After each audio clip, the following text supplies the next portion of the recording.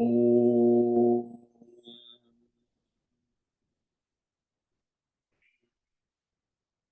नमो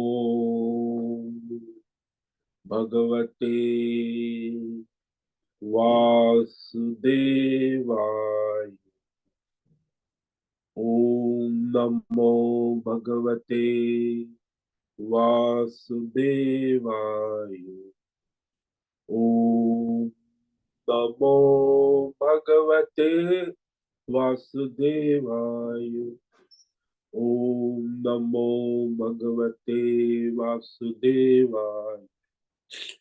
ओम नमो भगवते वासुदेवाय। ओम नमो भगवते वासुदेवाय।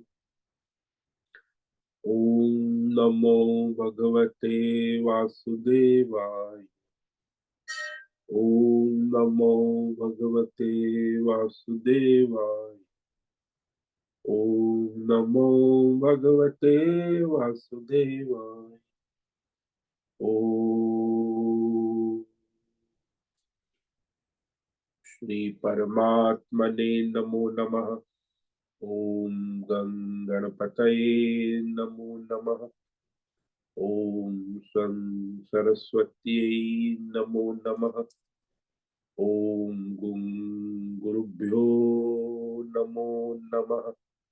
ओम सहनाववतु सहनौ भुनक्तु सह वीर्यं करवावहै तेजस्विनावधीतमस्तु मा विद्विषावहै। ओम शांति शांति शांति। सदाशिव समारंभां शंकराचार्य मध्यम अस्मदाचार्य पर्यन्तां वंदे गुरु परंपराम्। ओम पार्थाय प्रतिबोधितां भगवत नारायणेन स्वयं व्यासेन ग्रथितां पुराणमुनि मध्ये महाभारतम् अद्वैतामृतवर्षिणीं भगवतीम् अष्टादशाध्यायिनीम् अम्ब त्वामनुसन्दधामि भगवत् गीते भवद्वेषिणीम्। वसुदेवसुतं देवं कंसचाणूरमर्दनम् देवकी परमानन्दं कृष्णं वन्दे जगद्गुरुं। नमस्ते परमं ब्रह्म सच्चिदानंद रूपाय निर्गुणाय नमस्तुभ्यं। ओंकाराय नमो नमः। सर्वे दुर्गाणि तरन्तु सर्वे भद्राणि पश्यन्तु सर्वे सद्बुद्धिमाप्नोतु सर्वे सर्वत्र नन्दतु। ओम तत्सत। ओम ओम ओम।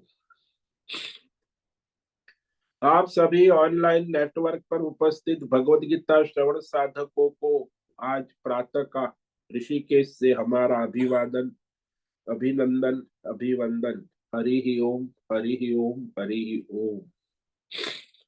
हम सबको आज का यह दिव्य दिन तन मन धन जन देश काल विषय वस्तु परिस्थिति अवस्था व्यष्टि समष्टि अध्यात्म भौतिक दैविक क्षेत्र सभी को अपने अपने पूर्व में अनंत जन्मों में किए हुए संचित पाप पुण्य धर्म धर्म मिश्र कर्म पके हुए फल स्वरूप में वर्तमान में आज सभी को अपने अपने प्रारब्ध अनुसार परमेश्वरी अचिंत्य योग माया के माध्यम से प्रसाद स्वरूप में प्राप्त हुआ है।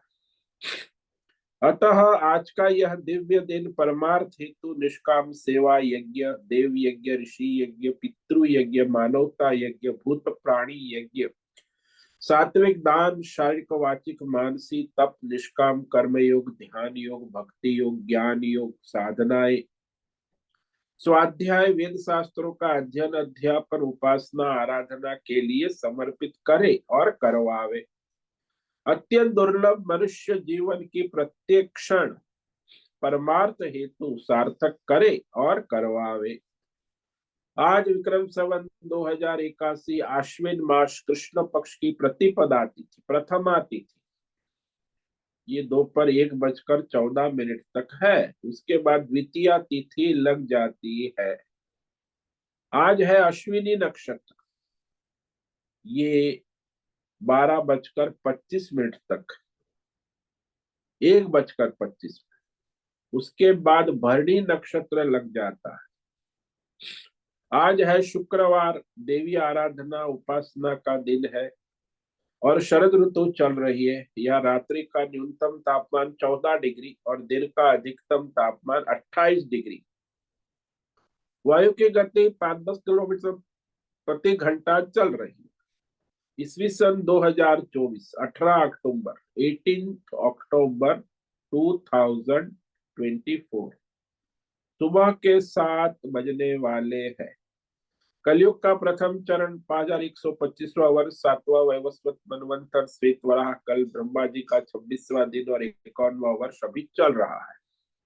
तो ऐसे अनंत कोटि ब्रह्मा और ब्रह्मांडीय परमेश्वरीय अचिंत्य योग माया में हमारा यह एक ब्रह्मांड, इस ब्रह्मांड में ये पृथ्वी लोक में समुद्र के ऊपर जम्बू द्वीप में विश्व का एकमात्र वैदिक राष्ट्र भारत में उत्तर हिमालय प्रांत में उत्तराखंड राज्य में टिहरी जिले हिमालयन शिवालिक पर्वतमाला के अंतर्गत मणिकुट पर्वत के ऊपर नीलकंठ महादेव के सामने ऋषिकेश नगरी में मुनि की रेती प्रांत में शीशम जाड़ी में अवधूत बाड़ा आश्रम के सी ब्लॉक के 5 नंबर कमरे से पहले माले से गंगा किनारे से हम स्वामी उत्तमानंद सरस्वती भगवद गीता के आचार्य शिष्य स्वामी चिन्मयानंद सरस्वती महाराज चिन्मय मिश्र कपिलाद्वैत वेद व्यास भगवत पाद शंकराचार्य की श्रृंगेरी संन्यास परंपरा से शिक्षित दीक्षित सनातन वैदिक भारतीय हिंदू धर्म अनुसार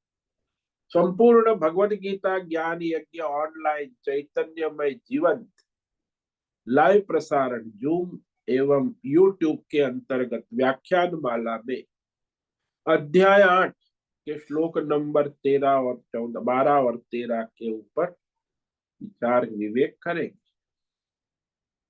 व्याख्यान करेंगे।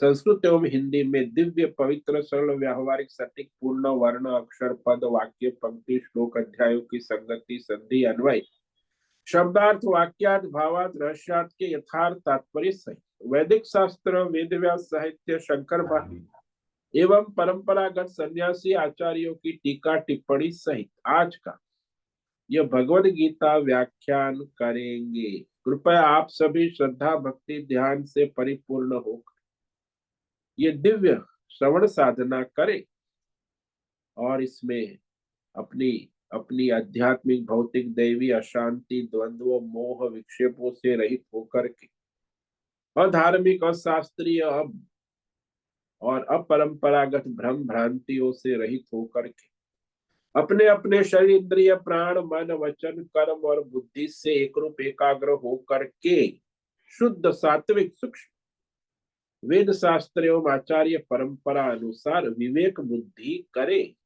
पुनः पुनः इस व्याख्यान का श्रवण करे, मनन करे, चिंतन करे, लेखन करे, प्रचार प्रसार करे, लिंक भेजे, ग्रुप में शेयर करे, अपना और सबका परम कल्याण करे और करवावे।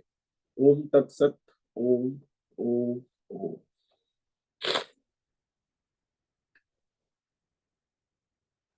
अंत काल में योग धारणा की विधि भगवान बताए जो परमेश्वर को प्राप्त कराती है।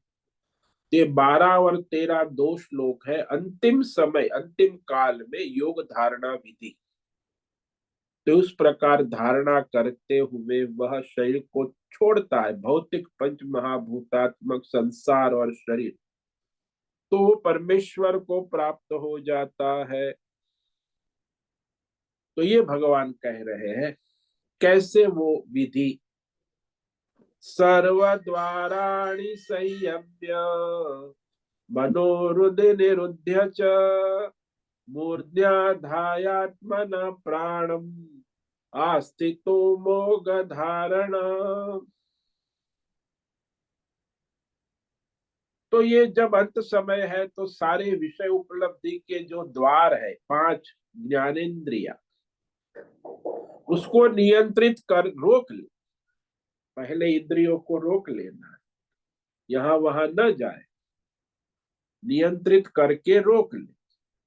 फिर अपने अंतःकरण मन को बुद्धि में स्थिर कर दे। भगवत बुद्धि, भगवत में बुद्धि होना आवश्यक। और अपने प्राण को कुंभक मस्तक में स्थिर कर दे, तो प्राण को रोक ले और मस्तक में मूर्धा स्थापित और अपने परमात्मा का स्मरण करते हुए परम गति को प्राप्त होता है।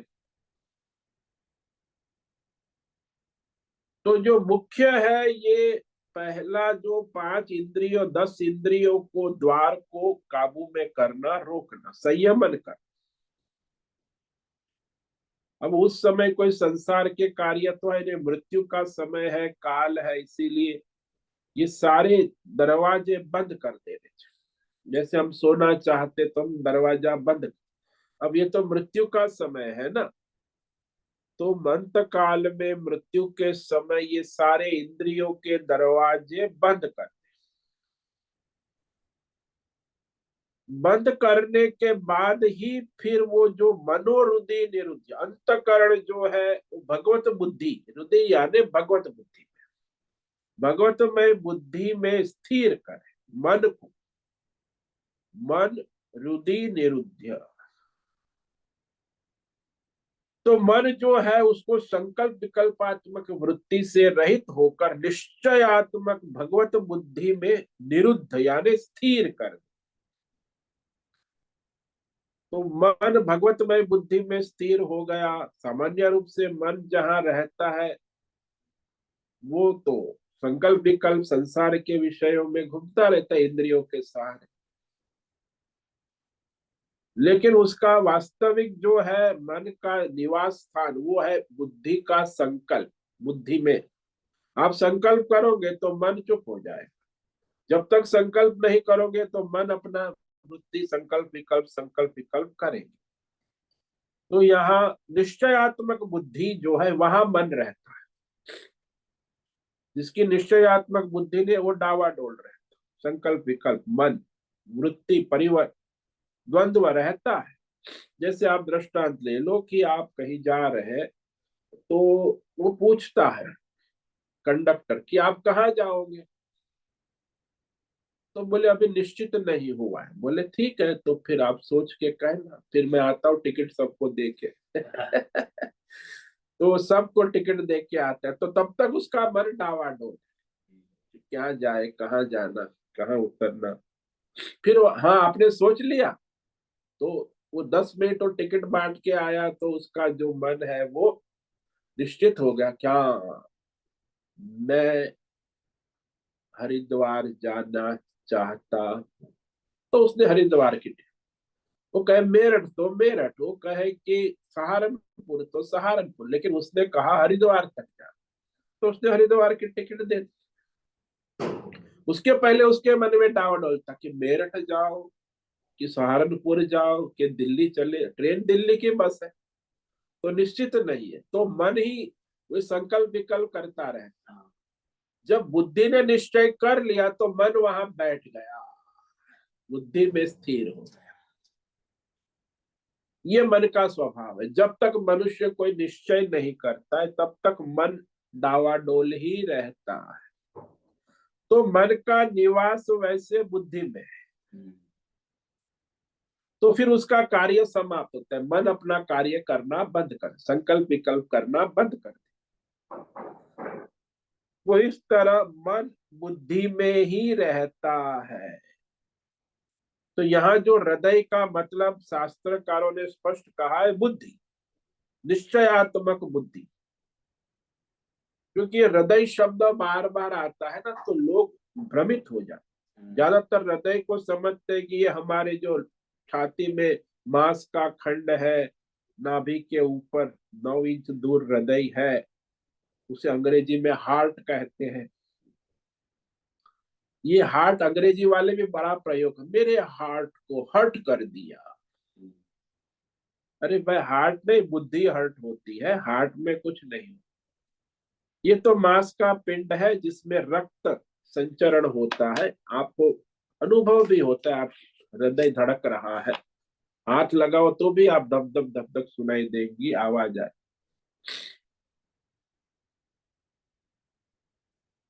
तो यहाँ हृदय का मतलब बुद्धि होता है।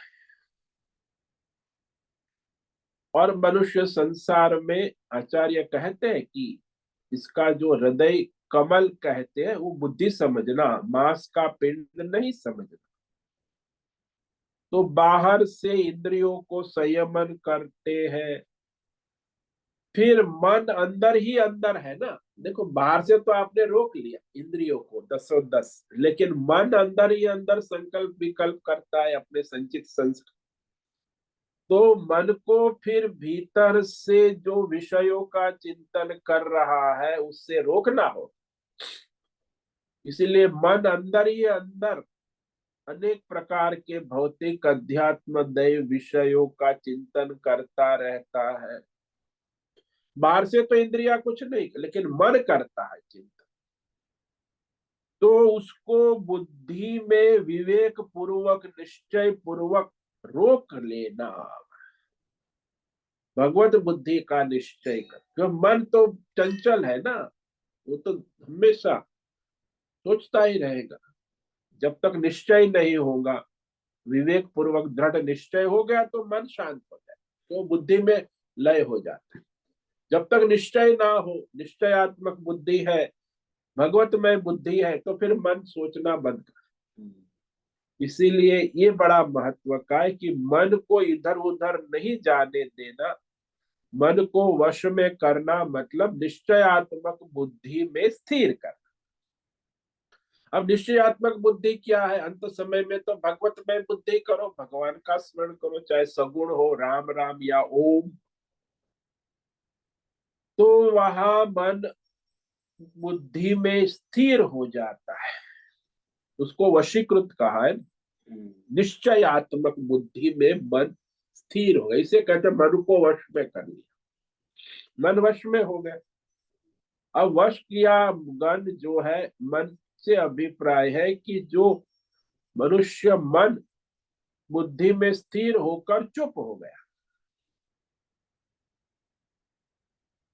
अब यहाँ एक समस्या ये आती है कि यदि हम मन को रोक लेते, मन को वश में करके चुप बैठ जाए, तो मन जो है विषय वृत्ति नहीं बनाएगा, तो सोने चला जाएगा, तो सोने लगेगा। तो मन को विषय वृत्ति बनाओ तब तो वो इधर उधर व्यस्त रहेगा, लेकिन यदि विषय वृत्ति नहीं बनाता है तो जट से वो निद्रा में लीन हो जाता है, सुषुप्ति हो जाती। मन कार्यकारी नहीं रहता तो सुषुप्ति में चला जाता। जब कहते मन कुछ ना सोचे, तब यह है कि वह विषय का उस समय चिंतन नहीं हो रहा, तो उसके अलावा कुछ ना सोचे। इसीलिए मन को जागृत रखना भी आवश्यक है, और निश्चयात्मक बुद्धि, भगवत बुद्धि दृढ़ होना। जैसे दृष्टांत ले लो ने, जिस प्रकार कोई वैद्य के पास गया, रोगी ने नाड़ी देखी, 3 दिन तक उसने कहा कि आपको उपवास करना होगा, 3 दिन कुछ खाना नहीं है। और फिर उसने अपनी जड़ी बूटी दवाई 3 पुड़िया दे दी कि एक बार दोपहर 12 बजे ये पुड़िया खा लेना, और कुछ खाना नहीं, इतना कहा। उसका मतलब ये है कि दवाई छोड़कर और कुछ ना खा। ये नहीं कि वैद्य ने कहा कि कुछ नहीं खाना इसलिए दवाई भी नहीं खाना। ठीक इसी प्रकार जब हम कहते हैं कुछ न सोचो, का मतलब है कि परमात्मा का चिंतन करो, परमात्मा के सिवा और कुछ ना सोचो, भगवतमय बुद्धि बनाए रखो।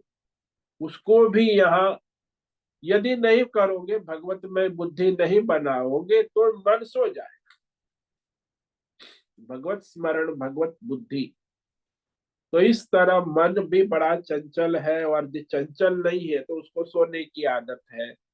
इसीलिए उसे जागृत रखना और परमात्मा में स्थिर लगाना। तो इस प्रकार जब मन अचल निश्चल निश्चयात्मक बुद्धि में स्थिर हो, तो अब क्या करे? बोले फिर, जो है प्राण की बारी आ गई। तो ये प्राण जो योगी लोग है ना, वो प्राण को अपनी नाड़ी के द्वारा प्राण को मस्तक में ले जाते, कुंभक कहते हैं उसको।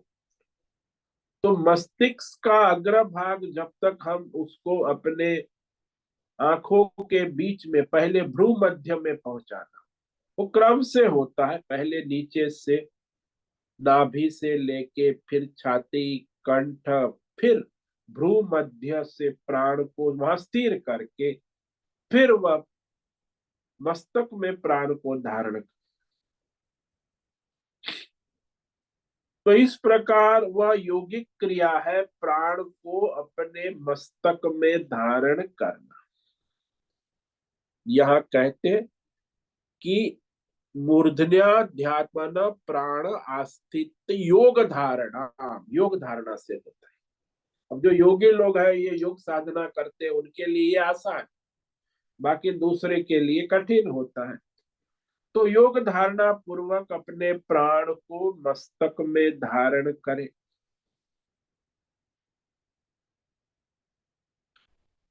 तो यहाँ जब चिंतन करते हैं तो वहां हमें पहले तो क्रम से ऊपर प्राण को ले जाने की क्रिया पता होना चाहिए, फिर भ्रू मध्य में किया, आगे चलता रहेगा प्राण। फिर किसी ने जप का विशेष अभ्यास किया है तो देखा होगा कि रात के समय जप कर रहे हैं तो बीच में आधा घंटा 1 घंटा ऐसा बीतता है कि जप नहीं हो रहा, उसके बाद फिर जप चलने लगता। तो ऐसा बीच में भी जब चलता रहता होगा, तो इस तरह मन जब भगवान में लगाओगे, बुद्धि जब भगवतमय हो जाएगी, तो मन भी भगवत चिंतन में एकाग्र हो, तो मन दूसरी वृत्ति बनाना छोड़ देता है, क्योंकि मन भगवत चिंतन में बुद्धि के साथ निश्चयात्मक बुद्धि में स्थिर हो गया है। तो मन फिर यहाँ वहां नहीं जाता। मन को एकाग्र करने के बाद वृत्ति बनाना छोड़ने पर मन जो है भगवताकार बन जाता है। वो भगवताकार कैसे बोले, ये जो अभी हमने पीछे श्लोक देखा ना, कविम पुराणम मनुशासितारम मनोरणीयारनुस्मरेत्य। तो इस तरह उसका बुद्धि पहले साधना की है, तो उसे वह परमात्मा के निर्गुण स्वरूप का चिंतन, ब्रह्म चिंतन मनन किया, उसके बाद ऊपर जाने पर भी यही चिंतन मनन बना रहे। तो प्राण को वहां रोककर इस प्रकार मनन चिंतन बना रहे हैं। तो मन को चलाने में कौन होता है? प्राणी होता है। मन बिना प्राण के नहीं चलता। मन का पेट्रोल प्राण है, प्राण के बिना मन नहीं चलता। मन के बिना प्राण चलता है, लेकिन प्राण तो उसे चाहिए। तो इसका मतलब ये हुआ कि प्राण भी तो वहां साथ में, उसके साथ मन को भी काबू में करना है। जैसे दृष्टांत ले लो कि जब हम दर्पण देखते हैं, तो वहां दर्पण जब होता है तो दर्पण में आगे और पीछे का दो भाग होता है।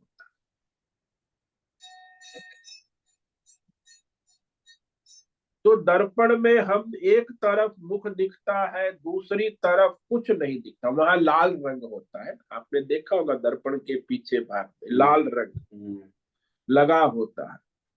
तो वहां पीछे के भाग में हमें मुख नहीं दिखता है, केवल दर्पण के आगे के तरफ ही हमें मुख दिखता है। पीछे की का हिस्सा जो है वो हम ढक देते हैं। अगर हम उस दर्पण का पिछला हिस्सा निकाल दे, उखाड़ दे, तो फिर दर्पण के सामने हम देखेंगे तो सामने का हिस्से में देखोगे तो कोई प्रतिबिंब नहीं दे, आर पार दिखेगा। आपका प्रतिबिंब नहीं, आर पार सामने वाली चीज दिखे, प्रतिबिंब नहीं दिखे, अपना मुंह नहीं दिखे। जिधर प्रतिबिंब मुंह दिख रहा था उधर दिखना चाहिए, पर उधर दिखता नहीं। क्योंकि पीछे वाला लाल रंग का भाग का हिस्सा उसमें नहीं है। आगे वाला हिस्सा वो दिखता है, पर पीछे वाला हिस्सा मौजूद हो तब तो हम देख पाएंगे ना। पीछे वाला जो लाल रंग है वह लगा रहना आवश्यक।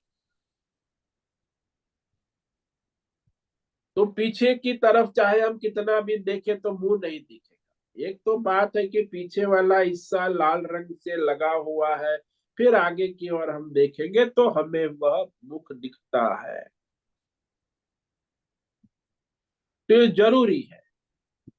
इसी प्रकार मन के द्वारा कोई विषयाकार वृत्ति, मनन वृत्ति करने के लिए प्राण जरूरी है। जैसे दर्पण में देखने के लिए पीछे का लाल रंग जरूरी है, ऐसे मन में किसी वृत्ति प्रवृत्ति के लिए, वह क्रिया करने के लिए प्राण अत्यंत जरूर। प्राण के अंदर किसी प्रकार का विवेक ज्ञान नहीं, प्राण बस चलता है। प्राण में कोई विवेक ज्ञान या बुद्धि नहीं होती, प्राण चलता है, वो मन को चलाता है। इसीलिए विवेक ज्ञान होगा तो वो मन के अंदर ही और मन की वृत्ति बनेगी। प्राण से भी अधिक वह भी एक क्रिया है। इसीलिए प्राण में कोई विवेक बुद्धि, या प्राण में क्रिया है चलने, बाकी विवेक नहीं है, ज्ञान नहीं है। तो ये हमारे जो हठ योगी है, इन्होंने एक बड़ा सिद्धांत लगा दिया, इसका लाभ उठाया कि अरे मन को काबू में करना तो कठिन है, लेकिन इस प्राण को यदि हम काबू में कर ले तो मन अपने आप नियंत्रण में आ जाए। तो इस हठ योगी अष्टांग योग में ये विधि आ गई कि वह प्राण को रोक ले। ये बड़ा सिद्धांत है हमारे योगिक प्रक्रिया में। उन्होंने देखा कि मन तो सूक्ष्म है और इसको लोग जल्दी काबू में नहीं कर पाते, लेकिन प्राण को रोकने से मन को भी रोकना आसान हो जाता। इसीलिए एक यौगिक प्रकार है, प्राण को रोके कुंभक, और उसके सहारे मस्तिष्क के अग्र भाग में जो मन है, मन को काबू में कर सकते। फिर यदि मन स्थिर हो गया, काबू हो गया, तो फिर आप भगवत चिंतन में उसे लगा सकते। इसलिए योग धारणा करने से भी मन काबू में आ जाता है और फिर योग सिद्धि प्राप्त होती है। तो ये भी एक योग सिद्धि के द्वारा भी मनुष्य अपने मन को काबू में करके भगवत चिंतन कर परमात्मा के लोक को प्राप्त कर सकता है। तो ये कहा यहाँ कि वह प्राणम मूर्धि आधाय आत्मन योग धारणा से स्थिर हो। अब मन जो है स्थिर हो गया ना, और प्राण भी स्थिर हो गए। अब क्या करना है? तो अब आगे की विधि बता दे। देखो विधि है, क्रम है। यहाँ जो 3 स्टेप बताए, पहला तो सभी इंद्रियों को काबू में करो, संयम्य। फिर अपने मन को बुद्धि में, भगवत बुद्धि में स्थिर करो। फिर प्राण को जो है मस्तक में धारण करो, योग धारणा। और अब क्या करें? तो ये आगे की विधि बता रहे, श्लोक में कहते हैं मूर्धा में प्राण को स्थापित करने के बाद की विधि। श्लोक नंबर 13 में कहते हैं ओमित्येकाक्षरं ब्रह्म व्याहरन् मामनुस्मरन् य प्रयाति त्यजन् देहम् स याति परमां गतिम्। ओम इत्येकाक्षरं ब्रह्म व्याहरन् मनसनुस्मरन् य प्रयाति त्यजन् देहम् स याति परमां गतिम्। एक अक्षर ओम का उच्चारण, व्याहरण का मतलब है मानसी उच्चारण करता। क्योंकि उस समय उसने प्राण रोक लिए हैं, मन को रोक लिया है, इंद्रियों को रोक लिया है। अब केवल परमात्मा में बुद्धि से ओम का उच्चारण करते हुए, एकाक्षरम ब्रह्म व्याहर, मानसी उच्चारण करते हुए और उसका अर्थ करते हुए, व्याहरण यानी उसका अर्थ निर्गुण परमात्मा का चिंतन करते हुए, फिर वो भौतिक संसार और शरीर का त्याग कर कर परमाम गतिमियाति। तो इस प्रकार अंत समय में ओमकार का चिंतन करते हुए जो भौतिक शरीर और संसार को छोड़कर, त्याग कर जाता है, प्रयाण करता है, तो वह परमाम गतिम याति, परम परमाम यानी परमात्मा की परम गति को प्राप्त हो जाते हैं, विदेह मुक्ति को प्राप्त। अब यहाँ परमात्मा का एकाक्षरी नाम ओम का उच्चारण करते हुए ये आवश्यक, ओम ओम, लेकिन वो तो समाधि में है, मृत्यु का समय है, प्राण को रोक लिया है, मन भी रोक लिया है, इसलिए उच्चारण बाहर से नहीं होगा, वो मानसी होगा। इसलिए चिंतन का चिंतन, चिंतन ओम के आलंबन में साधक करता है परमात्मा का। और चिंतन ऐसे वही कविम पुराणम अनुशासितारम श्लोक 9 में कहे हुए निर्गुण तत्व का चिंतन। यदि वो राम कृष्ण का चिंतन करेगा तो सगुण हो जाए, केवल ओम के आलंबन में साधक तो उसी का मानसी उच्चारण करते हुए संसार से प्रयाण भी करता,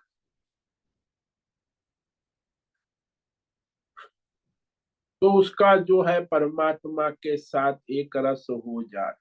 क्योंकि ओम परमात्मा का नाम है और परमात्मा तुरंत उसे अपने स्वरूप में ले लेते हैं। जैसे दृष्टांत ले लो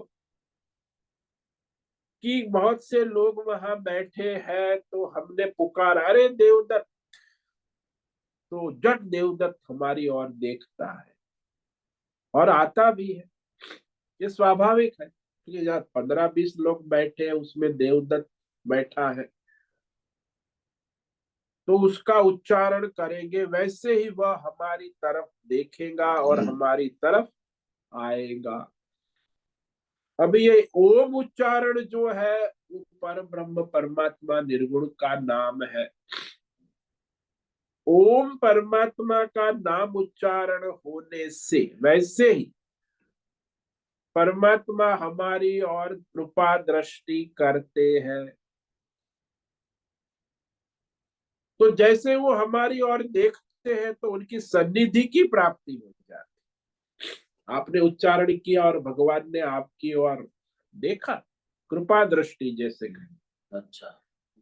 हाँ, क्योंकि आपने पुकारा और भगवान ने देखा आपकी ओर, तो उनकी सन्निधि की प्राप्ति हो जाए।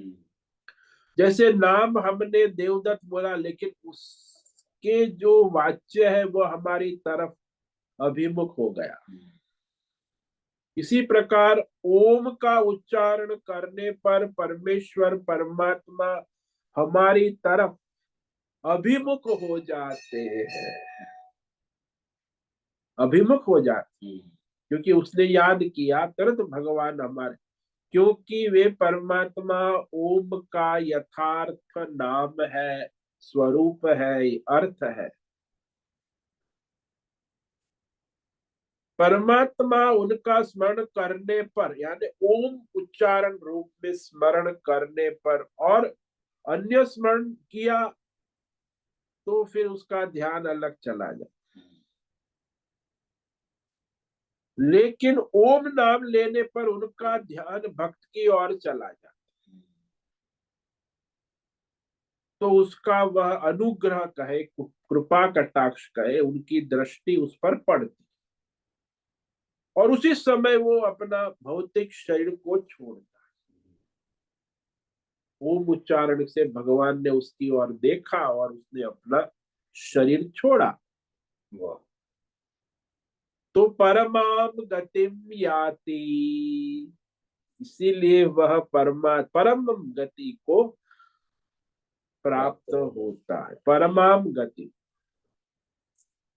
अभी तो विधि ने पहले जमाने में जो साधक योगी मरते थे, तो अंतिम समय में सावधान करने के लिए आसपास सब जो होते वो भी साधक थे ना, तो मरने के बाद कुछ नहीं कर सकते, इसलिए नियम है कि मरते समय ओम ओम बोल।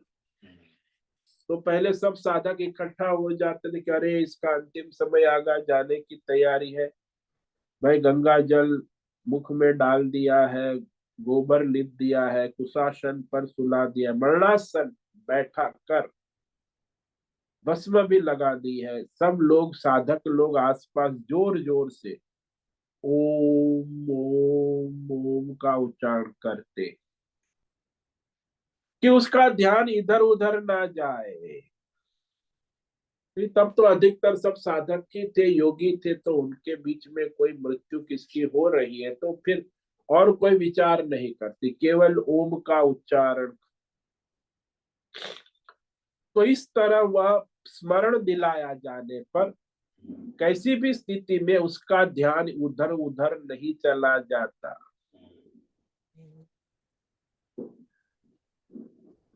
तो हम लोगों की दृष्टि में मरने वाले की आगे जाने में जिससे मदद मिले वह करो। अंत समय उसके परमार्थ में जो मदद मिले वो आसपास जो स्वजन है वो करे। हाँ, और कुछ यहाँ वहाँ डॉक्टर या वेंटिलेटर या हॉस्पिटल में नहीं ले जाना। हमारे यहाँ पुनर्जन्म है, इसीलिए मरकर फिर जन्म होगा, और यदि भगवतमय हो गया तो पुनर्जन्म नहीं हो। दूसरे धर्मों में तो वो मरकर फिर वापस एक ही बार मर पैदा होता है, एक ही बार मर कोई मनुष्य। हाँ, इस्लाम में भी ऐसा है, ईसाई में भी ऐसा। बोलने से क्या हो तो हाँ, तो वो नहीं मानते हैं, तो लोग अस्पताल में रखते हैं उसको, और कितना जिंदा हो, वेंटिलेटर पर रखते। अरे भाई, वेंटिलेटर पे रख के क्या होगा, भगवान का नाम स्मरण कराने की आवश्यकता। हमारे यहाँ स्वामी जी लोगों को भी 1 हफ्ता तक एक वेंटिलेटर पर, 18 दिन तक वेंटिलेटर, 18 दिन के बाद मरा। अब ये उसको भगवान का स्मरण कराने, स्वामी है ओम ओम पंच चिंतन नहीं करे। अब वेंटिलेटर का जमाना, तो अन्य उपकरणों के सहारे वह सांस लेवाने का प्रयास करते हैं, लेकिन आखिर तो मृत्यु हो ही जाती, क्योंकि अंतिम समय आ गया है। इसका जो परमार्थ संस्कार है उसे ही जागरण करना आवश्यक। परमात्मा का स्मरण संस्कार जागरण कर ले, अन्यथा फिर ये वेंटिलेटर के चक्कर में, हॉस्पिटल के चक्कर में वो जो है दुर्गति हो जाती है। क्योंकि ये समझते हैं कि अरे मर जाएगा तो क्या होगा, अरे मरना तो है ही, फिर मर जाएगा थोड़ा। आप वेंटिलेटर लग के 1 हफ्ता 2 हफ्ता, या हमारे स्वामी जी को 18 दिन वेंटिलेटर पे रखा, लेकिन फिर वो तो गया, और अस्पताल में मेडिकल आईसीयू पर। ये सब जो आजकल नाटक चल रहा है, इसके कारण उसकी दुर्गति होती है। अरे भाई, अंतिम समय है तो फिर और कुछ कर, एक ही वेंटिलेटर है, भगवान का नाम स्मरण, वो सबसे बड़ा। तो उसका भी उसमें मन लग जाए तो उसका प्रणवोच्चार यदि ओंकार करते हुए मरना ही सर्वश्रेष्ठ का, श्रेष्ठ तो बनेगा। नहीं तो फिर वो राम राम करो, हरे कृष्ण कीर्तन करो, वो भी ठीक है, तो क्रम मुक्ति में जाएगा। ये तो तत्काल परमात्मा को प्राप्त होगा। सर्वश्रेष्ठ प्रणव उच्चार ओंकार करते हुए मरना ही सर्वश्रेष्ठ कहा है शास्त्र। इसलिए हमारे सन्यासी परंपरा में सन्यासी लोग ओम ओम बोल के ही अपना देह का त्याग कर, और कोई नाम स्मरण नहीं करते। तो भगवान ने केवल ये नहीं कहा कि यह प्रयाति देह त्यजन प्रयाति, ये कहा, यानी भौतिक संसार और पंच महाभूतात्मक देह का त्याग करते हुए जाता है। मरते समय सभी लोग भौतिक देह को छोड़ते ही है, किसी का नहीं रहता। पर सामान्य संसारी जन देह अभिमान छोड़कर नहीं मरते। थोड़ा सा ही फर्क है। उस क्षण जो अंतिम क्षण है, मरकर देहाभिमान छूट जाता है या देहाभिमान छूटकर मरता है, इतना ही फर्क है। यदि देहाभिमान के साथ मरता है तो दुर्गति होती है, यदि देहाभिमान छूटकर मरता है तो सदगति हो जाती। और वैसे ही मरने के बाद देहाभिमान छूटना ही एक क्षण में, लेकिन देहाभिमान के साथ मरा तो दुर्गति हो, और देहाभिमान छोड़कर मरा तो सदगति हो। क्षण का ही फर्क है, आखिर तो देहाभिमान छूटना ही है। तो मरकर देहाभिमान को सब छूटता है, ये सबका छूट जाता।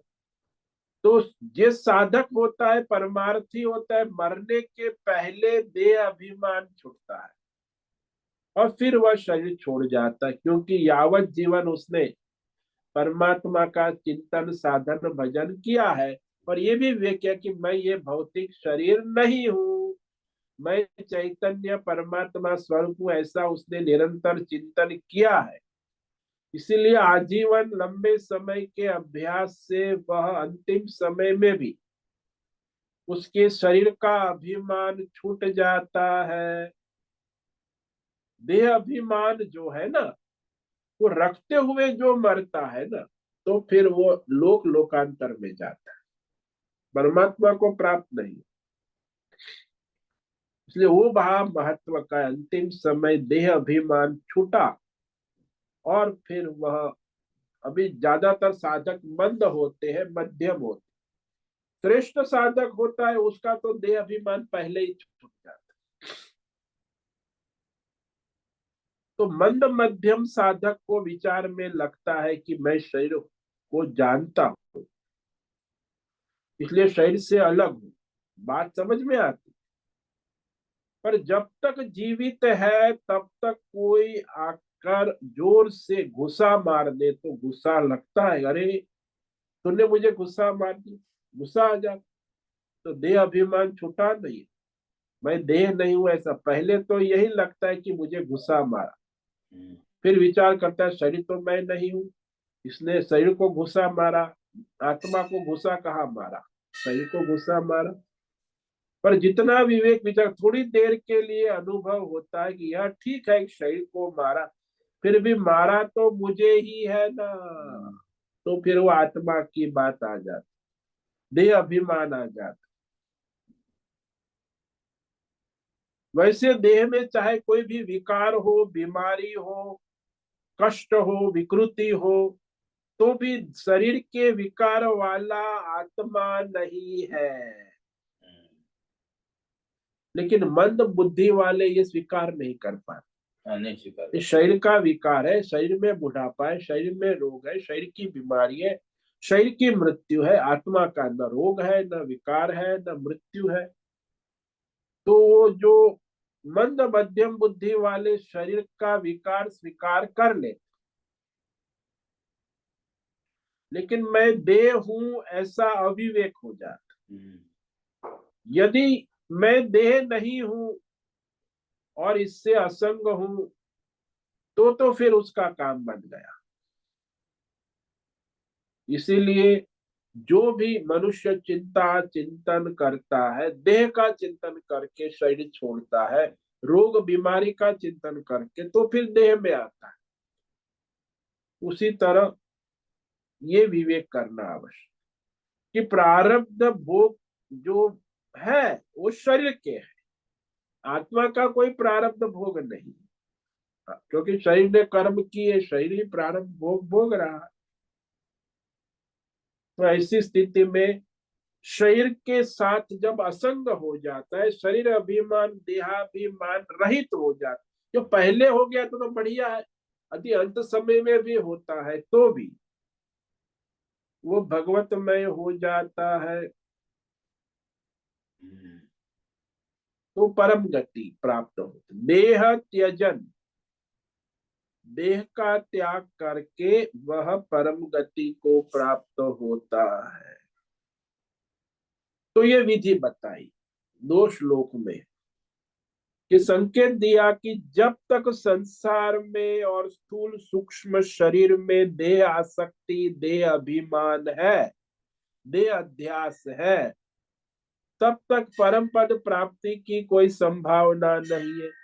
तो परमात्मा की प्राप्ति का मूल कारण ही ये हुआ और सारी साधना का प्रयोजन ही ये हुआ कि संसार की आसक्ति, स्थूल सूक्ष्म शरीर की आसक्ति, देह अभिमान की निवृत्ति होना, और उस निवृत्ति ही परम पद परमात्मा की प्राप्ति का मूल कारण हो जाती, देह अभिमान की निवृत्ति।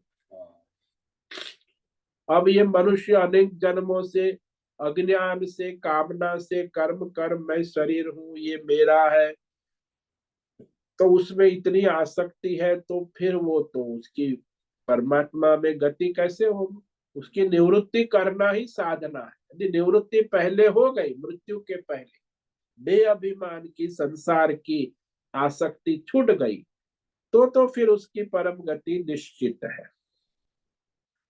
अब ये जो 2 श्लोक में भगवान ने मृत्यु की विधि बताई, वो तो भाई योगिक क्रिया वाले करते हैं, तो उसमें प्राणायाम है, अष्टांग योग है, सब कुछ।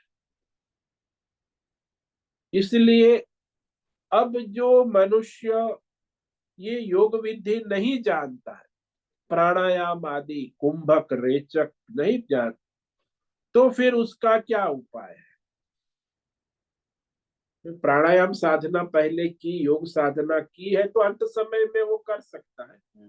अब जो योग साधना ही नहीं, सरल नहीं है, योग साधना भी बड़ी कठिन है, प्राणायाम आदि अष्टांग योग। मन स्थिर होता है। हाँ, मन एकाग्र स्थिर होता है प्राणायाम से, मन काबू में होता है, लेकिन वो अभ्यास करे विधि विधान से तो महत्व का है। लेकिन वो प्रारब्ध के वश मरने वाले हैं, लेकिन उसके पहले यदि योग साधना नहीं की है तो क्या, ये अब भगवान आगे कहने, क्योंकि ये तो योग साधना सबके बस की बात है नहीं, और इस प्रकार प्राणायाम योग अभ्यास करने में समर्थ भी नहीं है। लेकिन सरल उपाय भी है, भगवान अब कहते हैं। अत्यंत सरल उपाय बता रहे, करुणा से, दया से करे, कोई चिंता की बात नहीं, तुम्हें मैं सरल उपाय बता, अत्यंत सरल है। ऐसे तो दिखने में सरल, लेकिन वो सरल नहीं है, वैसे वो भी कठिन ही है, लेकिन भगवान कहते हैं मैं सरल उपाय भी तुम्हें बताता हूँ। ये आगे श्लोक नंबर 14 में, इसे आज पढ़ेंगे, इस पर विचार कल करेंगे। जो सरल उपाय है योग साधना धारणा से रहित, वो क्या है? अनन्य चेता सततम यो माम स्मरति नित्यशः तस्याहं सुलभ पार्थ नित्य युक्तस्य योगिनः। कोई योग साधना की आवश्यकता नहीं, जो भौतिक अध्यात्म दैव विषयों से अपने मन को हटाकर निरंतर जीवन में आजीवन भगवत चिंतन सेवा स्मरण में लगा है, यानी परमार्थ सेवा स्मरण चिंतन करता है, तो सदा भगवत चिंतन में रहे हुए योगी के लिए कोई योग साधना की आवश्यकता ही नहीं है। उसके लिए मैं सदा सर्वत्र सब में सुलभ हूँ, सब में। हाँ, कि निरंतर भगवत सेवा और भगवत चिंतन में लग। जैसे प्रहलाद है, मीराबाई है, कबीर है, उनके वो निरंतर चिंतन में, तो उनको क्या परेशानी? मंद मध्यम अधिकारी के लिए परेशानी, जो निरंतर भगवत चिंतन में लगा है उसे योग साधना की भी क्या आवश्यकता है? ओम उच्चारण करने के भी, उसकी भी कोई आवश्यकता नहीं, क्योंकि वो तो भगवत में हो चुका है निरंतर। तो ये सरल उपाय कि पहले मृत्यु के पहले ही भगवत में हो जाना, संसार के विषयों से उपराम होकर निरंतर भगवत चिंतन भगवत स्मरण में अनन्य चेता का निरंतर चिंतन में रहता हुआ समाहित भगवतमय, उसके लिए मैं सुलभ हूं। इस श्लोक पर हम कल विवेक विचार करेंगे। तो आज जिस श्लोक पर विचार किया उसमें ये भगवान ने जो विधि बताई 12 और 13, वो योगिक विधि है। वैसे जो पहले अभ्यास किया है वो करता है। सर्वद्वाराणि संयम्य मनोहृदय निरुध्य च मूर्धन्याध्यात्मन प्राण आस्थितो योग धारणा ओमित्येकाक्षरं ब्रह्म व्याहरन् मनुस्मरन् य प्रयाति त्यजन् देहं स याति परमां गतिम्। भगवान कहते, हे अर्जुन, अंतिम समय में जो सभी द्वाराणी यानी सारी इंद्रियों को सबसे पहले रोक लेना अपने अपने विषयों से, विवेक वैराग्य पूर्वक संयमन।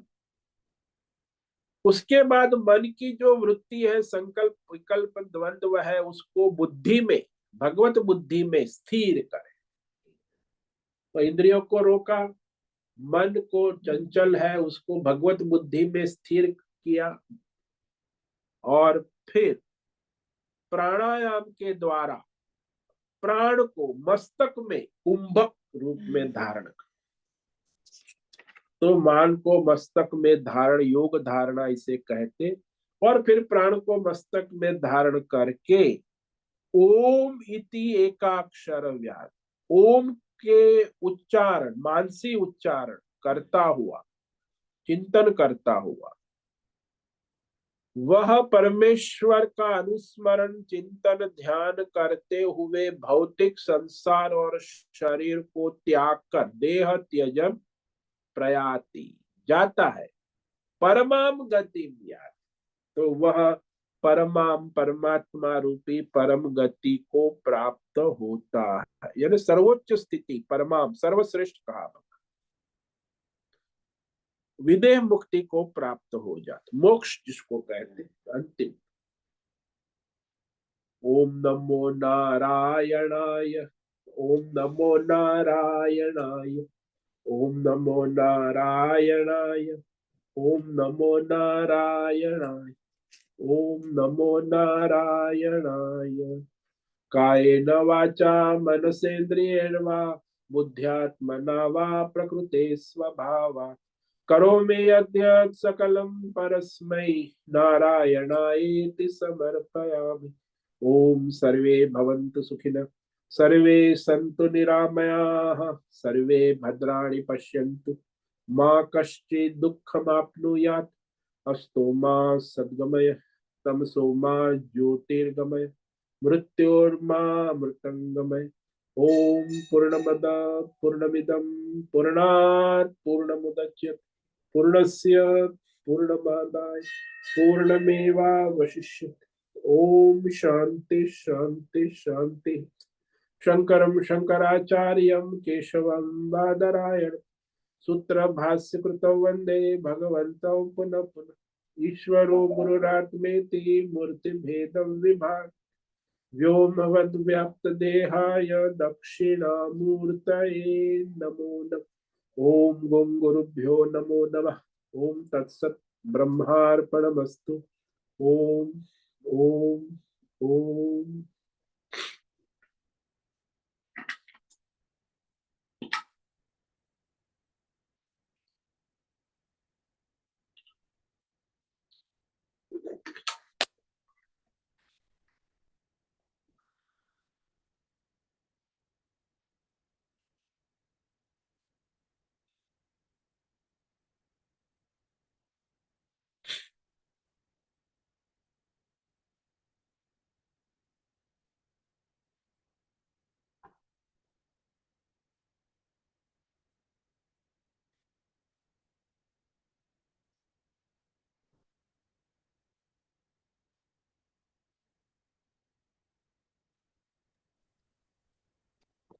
नमो नारायणाय स्वामी जी। हाँ बोलो राजेश, बोलकर। स्वामी जी, इसमें ये देह त्यजन का जो अर्थ है ना, इसमें लिखा है कि जीवात्मा का देह त्याग से जो प्रयाण होता है उसके स्वरूप का नाश नहीं होता, केवल वर्तमान देह के साथ संबंध विच्छेद होता है। तो स्वरूप जो शब्द है उसको सूक्ष्म देह से कनेक्ट किया है, या और ये अगर ओम का मंत्रोच्चारण करके जिसका देह त्याग होता है उसका स्वरूप नाश नहीं होता बोला है, तो जो लोगों का मंत्रोच्चारण से देह त्याग नहीं होता है उनका स्वरूप का नाश होता है क्या?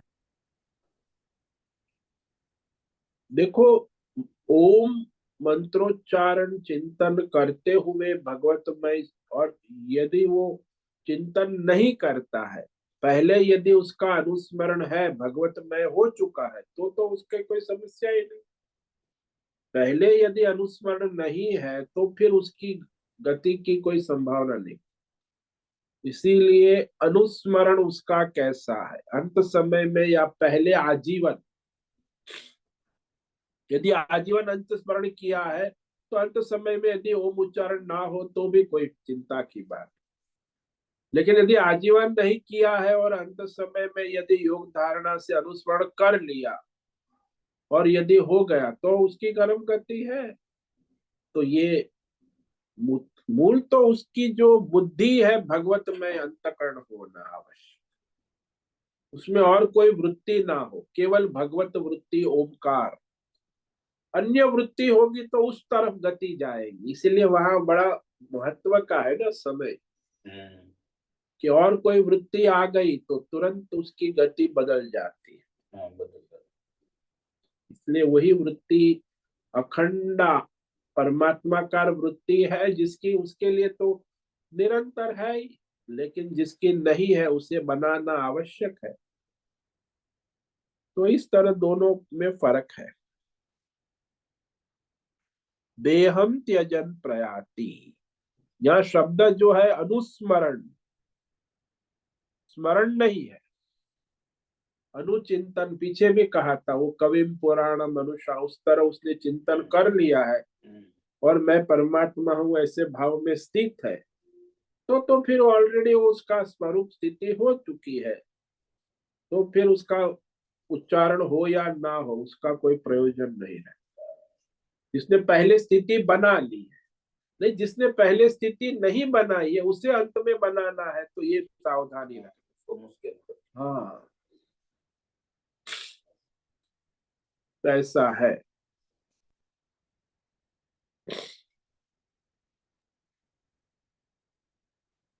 धन्यवाद स्वामी जी। ओम नमो नारायण। ओम नमो नारायण।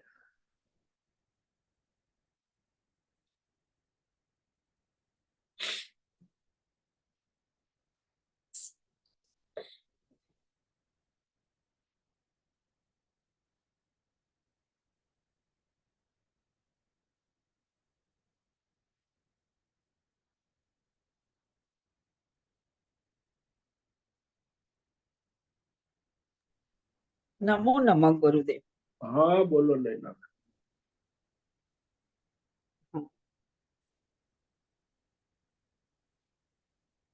अंत काल में जो स्थिति का हम उच्चारण करते हैं एक ओम करने का, पर उससे पहले हमें सूचिता आचरण में आएगा तभी हो सकेगा ना, नहीं तो नहीं होएगा, अरे वो कितना भी क्रम बता प्रयत्न ना, करो पर। सुचिता में सारा क्रम तो बता दिया पहले, कि पहले तो सीधा ओंकार उच्चारण हाँ कहाँ होगा। पहले तो सर्व द्वाराणी संयम, सारी इंद्रियों का रोक कर संयमन नियमन कर, विषयों से हटाकर विवेक वैराग्य पूर्वक इंद्रियों को, फिर मन की वृत्तियों को अपनी भगवत बुद्धि में हृदय स्थिर करके,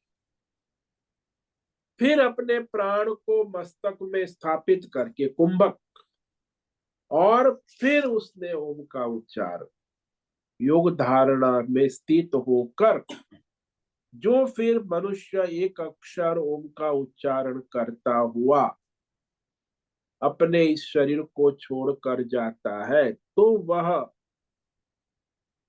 परमाम गतिम याति, परम गति को प्राप्त हो। ये तो दो श्लोक स्पष्ट है, सारी विधि बता दी दोनों में। अंतिम विधि परमार्थ की, जिसने ना किया हो, पहले अभ्यास किया उसके लिए तो सरल है। सरल हो जाएगा। जिसने अभ्यास नहीं किया उसको उसे कठिनाई आएगी। तो कठिनाई आएगी, समस्या आएगी इंद्रियों में या मन में या बुद्धि में या प्राण में। इसलिए पहले से करना चाहिए। केवल ये बिना इंद्रियों का संयम किए, मन को भगवत बुद्धि स्थिर किए बिना वो ओमकार उच्चारण ओम ओम ओम बोलेगा तो नहीं चलेगा। ऐसे नहीं होता। सब इंद्रियों का संयमन होगा, मन भगवत बुद्धि में स्थिर होगा, प्राण मस्तक में स्थिर होगा और ओम फिर नमो ओम का नारायणाय। तब जाके होगा। समझ में आया?